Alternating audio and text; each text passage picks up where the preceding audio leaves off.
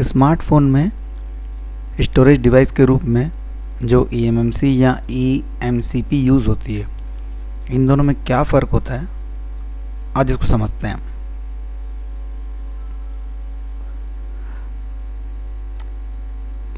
देखिए, आपके सामने में एक तो जो फ़ोन होती है उसमें जो स्टोरेज डिवाइस यूज़ होती है eMMC या eMCP, इसमें फ़र्क क्या है मैं आपको बताता हूँ।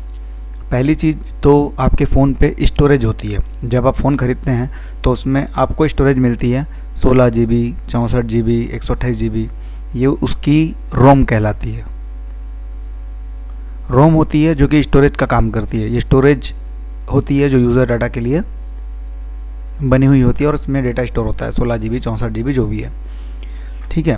तो ये जो स्टोरेज होती है, पहले जो eMMC यहाँ बनती थी उस पर क्या होता था कि खाली ये स्टोरेज डिवाइस है, इसमें रैम का कोई भी रोल नहीं है। जिस तरह से आप कंप्यूटर पे हार्ड डिस्क यूज़ करते हैं वो उसकी रोम होती है, लेकिन रैम का हम अलग से उपयोग करते हैं, ठीक है। तो इसमें पुराने हैंडसेट आप देखे होंगे तो आपको उसमें मिला होगा कि उसमें रैम अलग होती है, रोम अलग होती है। तो जो eMMC होती है उनमें केवल रोम होती है। ये आपके सामने में एक सैमसंग की मैंने सैंपल दी हुई है, ये eMMC है जिसमें रैम नहीं है, ओनली रोम है ये, ठीक है। अब इसमें आगे चलते हैं। अब आप रैम पे आइए। तो जो पुराने मॉडल के फ़ोन होते थे, यहाँ अभी भी कुछ सैमसंग के A सीरीज, M सीरीज आपको फ़ोन मिलेंगे जिनमें रैम अलग से यूज़ हो रही है, ठीक है। तो रैम आपको देखने को जो मिलेगी वो इस तरह की मिलेगी। आपके सामने में पिक्चर है, ये रैम है। इसमें LPDDR लिखा हुआ है। जैसे आप कंप्यूटर पे आप देखते होंगे DDR1, DDR2, DDR3, 4, 5 RAM use हो रही है, वैसे ही इनमें भी DDR1, 2, 3 इस तरह की रैम यूज़ होती है। तो हम इनको LPDDR कहते हैं। तो रैम आपको अगर किसी फ़ोन पे मिलेगी तो अलग से इस तरह को देखने को मिलेगी जो पिक्स आपके सामने में है। ये देखिए, जैसे सैमसंग का एक रैम दिख रहा है, ऊपर भी सैमसंग का ही रैम है। तो ये रैम आपको अलग से मिलेगी। तो आपने दो चीज़ देखी, एक तो रोम देखी, ठीक है, और दूसरी रैम देखी।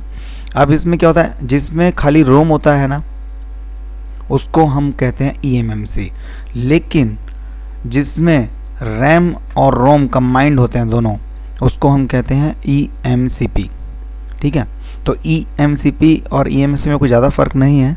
अभी के टाइम में आपको जो मिलेगी वो ज़्यादा करके eMCP ही मिलेगी, लेकिन उसको eMMC के नाम से जाना जाता है। तो आपको कंफ्यूज नहीं होना है।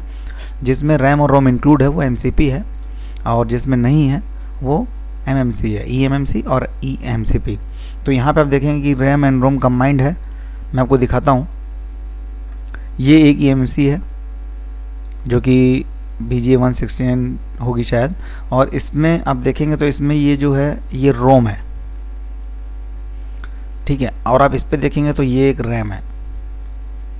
तो ये रोम हो गई स्टोरेज डिवाइस, ये उसकी रैम हो गई, ठीक है। ये दोनों को मिला करके जब एक आपको स्टोरेज डिवाइस मिलेगी जो कि eMCP कहलाएगी, ठीक है। इसको रोम प्लस रैम, हम दोनों को eMCP कहते हैं, ठीक है। आगे चलते हैं।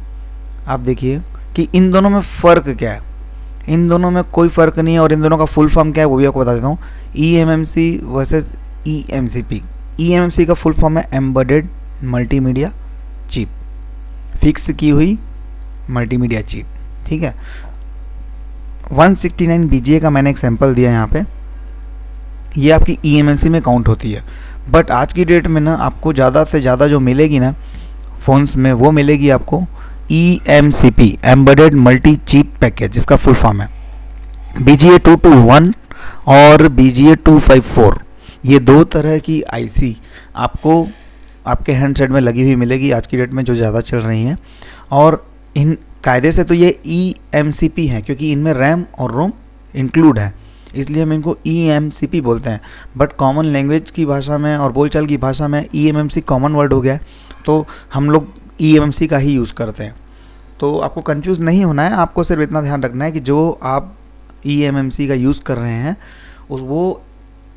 उसमें खाली स्टोरेज डिवाइस है कि साथ में रैम भी इंक्लूड है, ये आपको ध्यान रखना है।